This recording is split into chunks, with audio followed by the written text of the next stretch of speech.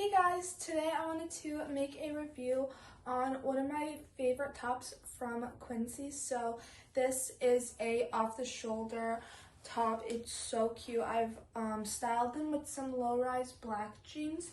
So it's a creamy yellow color, and like I said, it's off the shoulder. This is the back. I'm just obsessed with the back. I love it so much. You can adjust it. So that's super nice. I love how there's this thing right here. It's so cute. Like I said, there are other colors. I've decided to get this like buttery yellow, which is so cute. It's one of my favorite colors. And the material is so soft and stretchy. Like, it feels super comfortable.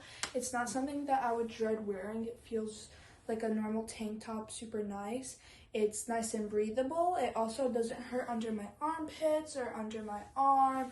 It's not too tight on my stomach nor over here, which is super nice. You can wear this to more fancy, like the city, vacation, restaurants, or just to school or wherever you want to go. It can be super basic if you style it. It can be super stylish, however you want. But I just really love this top. It's so cute. I would definitely wear this to a restaurant. I do have to adjust my straps. I haven't done that yet.